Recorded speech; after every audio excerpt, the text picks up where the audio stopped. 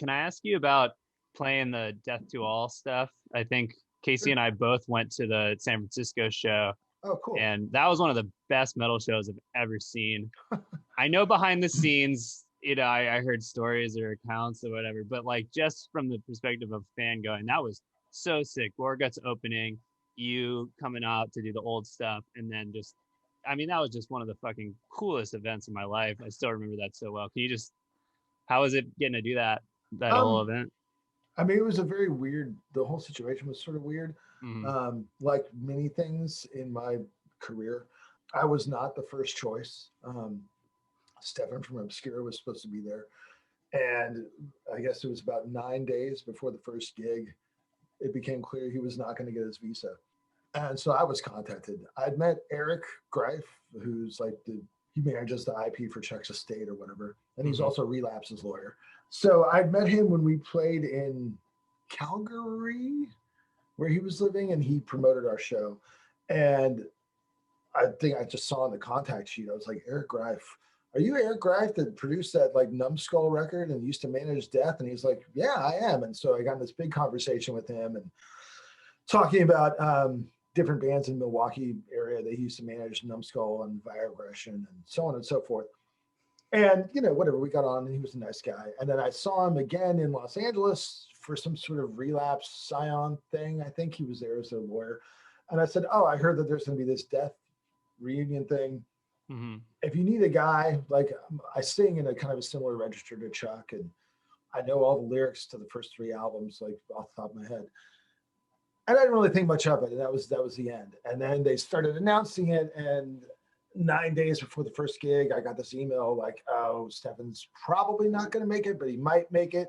Would you be willing to learn the songs just in case? Because he might still come or he may not, and blah, blah, blah. And I was like, okay. And so I didn't really have a lot of time to prepare, and I wasn't really clear on what I was going to be doing, And so I drove up to the first rehearsal. I think we had like 2 days of rehearsal, maybe 2.5 days of rehearsal.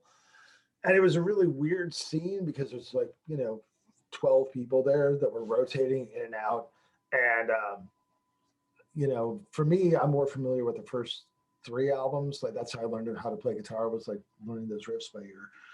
And to come in and play like The Philosopher was a song I was like, I'm not that familiar with it, like compared Mm-hmm. to, Regurgitated Gods of Mutilation or, Born Dead or whatever. And so the very first thing I did was I'm just sitting there and it was like Gene Hoglan, Steve DiGiorgio, I want to say Bobby Coble maybe, or it might have been Shannon.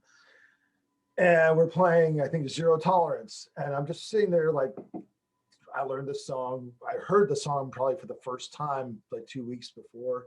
I'd been learning it for like 8 or 9 days. And like Luke LeMay from Gorguts and all these people, like Paul Masvidal, Sean Reiner, they're just sitting around, like just hanging out. And I'm like, okay, let's run through the song. And I was like, this is so fucking awkward. And we're playing the song and the tempo's kind of dragging. And I was like, what do I do, dude? Like, and we got done playing the song and I was like, Gene, because I met Gene a few times, but I felt like in my mind, being like, Mr. Hoagland. I was like, it seemed like the tempo was like kind of slow, man. He's like, yeah, man, I'm tired today, dude. It's tempo's dragging. I'm gonna kick it up. And I was like, okay. Because I was so fucking nervous, like growing up, like Dark Angel, Sadist, Death. I mean, those are like, some of my favorite bands. Mm-hmm. Totally. And anyway, we got through the first rehearsal and the second rehearsal, they went pretty good.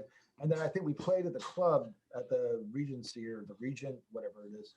Yeah. And that rehearsal didn't go very good. I couldn't hear because the club was empty and it was real echoey and I felt nervous.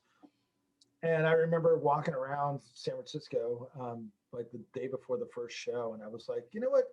Fuck these guys. Like, fuck them. Like, I'm not going to give them that much respect. It's like, no, I'm here because I should be. Like, I don't give a shit. Like, I don't even like strapping young lad. Who gives a fuck?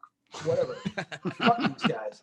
And before the show, I fucking went and I drank like 4 beers and I took a shot and I went to the fucking bathroom and jerked off to relax. And I remember coming out on stage and it was like the first song was The Philosopher. And it was just like, as soon as it started, everyone's like, I know this song. And I was like, all right, cool. Like then I just felt relaxed and I was in the driver's seat. And honestly, as soon as the audience got into it, I felt very comfortable because I wasn't thinking like, holy shit, dude, I'm jamming with the guy that played on Darkness Descends, because, sober and without the audience to focus on, that's what I was thinking about. I was like, holy dude, this guy played on Hunger of the fucking Undead. Like, I can't believe it. This is amazing. And anyway, so I sort of psyched myself into it. And after the first show, it got much easier, but it was really like kind of fucking terrifying, to be honest. Crazy. Yeah. You heard it here first, guys. 4 beers, a shot, and a wank session. Right? You're ready to fucking play with any fucking band, dude. You get relaxed. I mean, that's the thing, is like, I can't carry around all that tension. It just makes me, overthink things. So totally. I had to just turn my brain off a little bit. Yeah, that's a perfect mindset. The fuck it, dude. I don't fucking, that actually calms you down so much. It's like, it's like almost like the audience is naked kind of thing. Like, it's like, fuck it. I don't fucking care. Like, I don't give a shit. Like, they call me. So yeah. They call me, motherfucker. Yeah.